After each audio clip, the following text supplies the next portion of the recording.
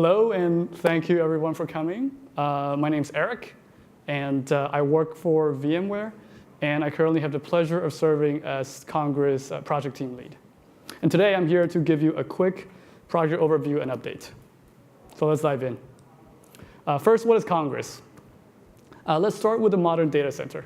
So in a data center, there are many, many controllers and services. You have networking, compute, storage, identity, and many others. And each of these services has its own set of behaviors determined by configuration, by API, and sometimes by its own specialized policy. So the result is that it is very difficult and increasingly complex to manage and govern the overall behavior of the data center. For example, how would you declare and enforce a policy that spans multiple services? Say the policy that servers with unencrypted storage must have networking isolation. So that's where Congress comes in. Congress is an open policy framework that lays on top of all the services to help you manage your data center. It provides a unified policy layer that communicates with the different services. And how does it manage to deal with all these disparate services? Here's where I'll give you a very high-level overview of the architecture. There is a Congress driver for each service that provides the state of the service as a set of tables. Now, the state of the entire data center then is just the collection of all the tables from all the services. Then the operator can write policy in a domain-agnostic language similar to SQL to define what all the rules the compliance states of the database must satisfy. The Congress service then continuously interacts with all the different services to monitor them and to enforce this policy. Congress ships with many official drivers for many of the services that we like to use, and many more are coming. Other services can also be plugged into Congress using custom drivers.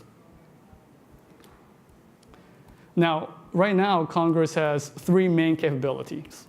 First is to monitor, is to look at the state of the different services in the data center and identify any policy violations.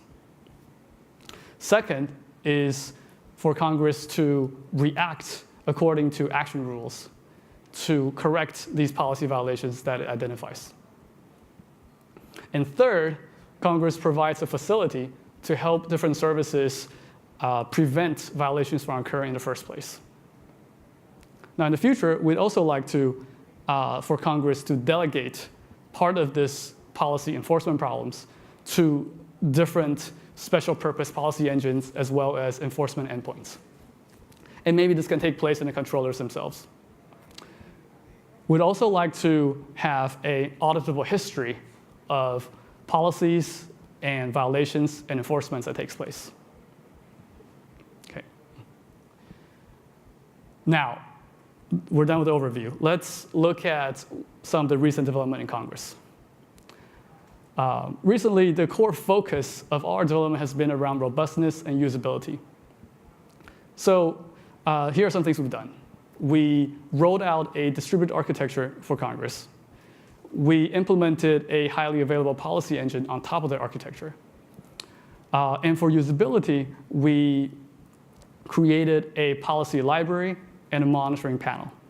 And I listed here a few other notable recent developments that I won't go into. Now, let's take a closer look at the policy library and the monitoring panel. First, the policy library. One of the problems users run into starting out using Congress is that because Congress offers a very flexible policy language, it also has some learning curve, and it's hard to get started sometimes. So what we did in the Pike release is we integrated with Congress a library of useful policies that the user can look at, customize, and activate. This way, you can actually get value out of Congress before you even learn the language. And here are a few of the policies included in the library. Now, let's take a closer look at one of these libraries, policies.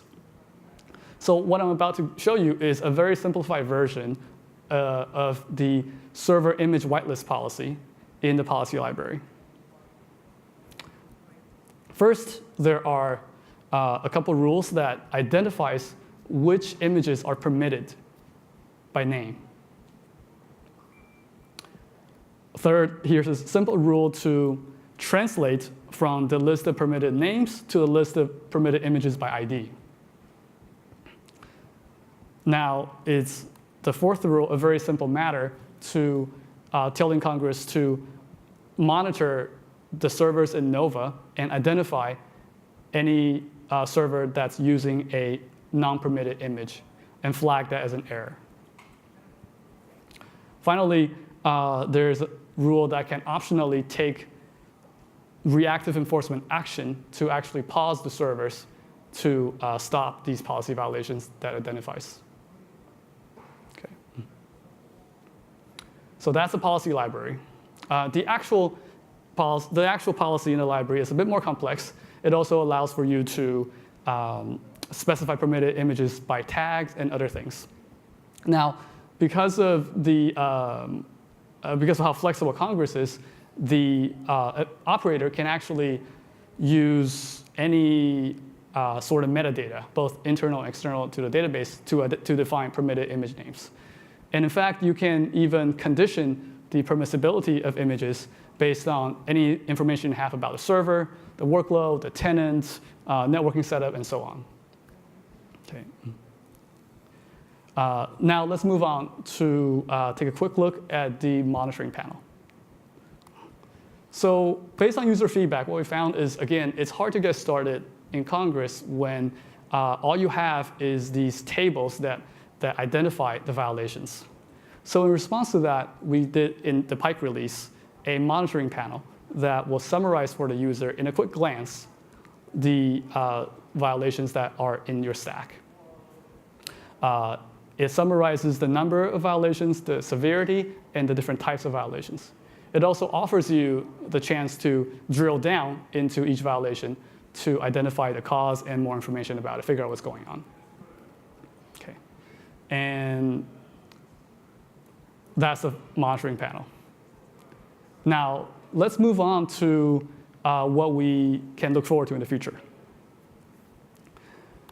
In the Queen's release, our focus is on addressing concrete user needs that's not yet solved by Congress.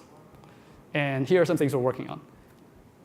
We are working to support a network microsegmentation use case with enhanced integration with Nova and Neutron, as well as with policy libraries, library policies that you can deploy.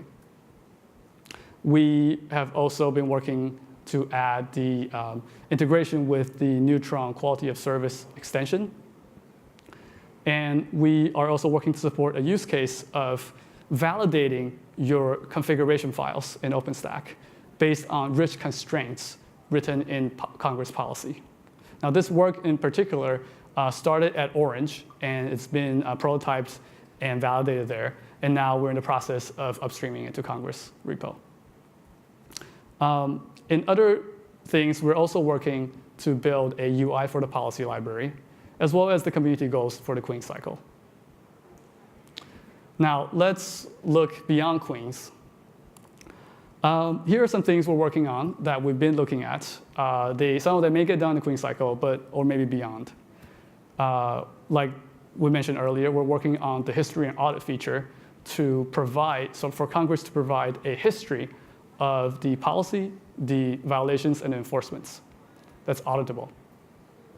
We've been working on designs to give you generic data source drivers. What that will do is it allows operators to leverage custom data sources in their policy without having to write custom drivers. Now, that's very useful. We're also working on integration with Mistral so that the operator can trigger complex workflows based on policy. Integration with Vittridge for root cause analysis, Magnum for container orchestration, and Designate for DNS as a service. Now, the most important thing we want to get to is your use case. Okay.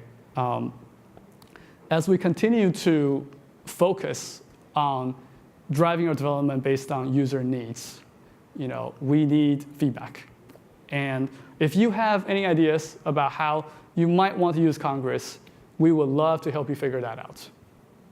And if we identify any gaps that Congress doesn't yet solve, that's going to be super valuable for us to drive our future development.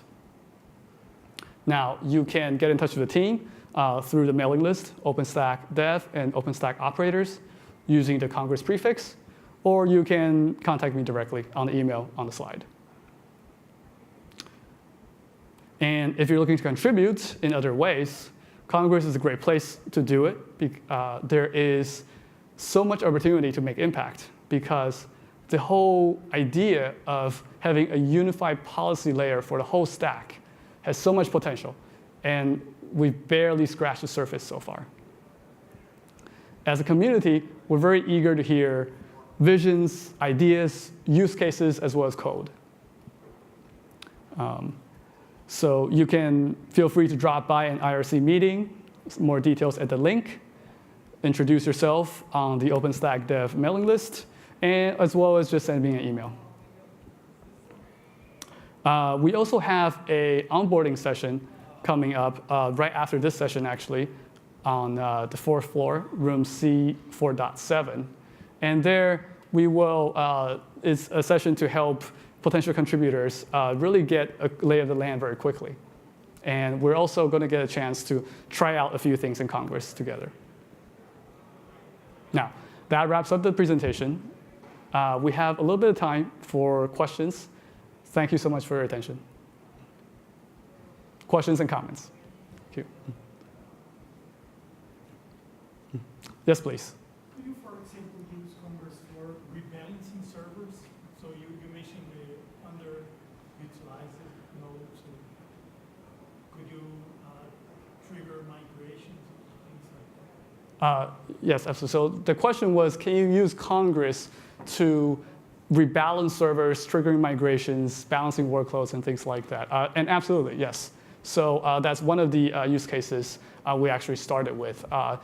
Originally, we used Ceilometer data to do this. So you can write Congress policy to monitor Ceilometer data and take appropriate action, including migration, including flagging, including other things like that.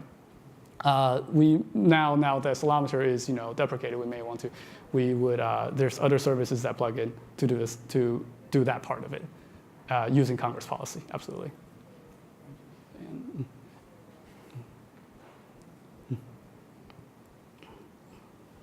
All right.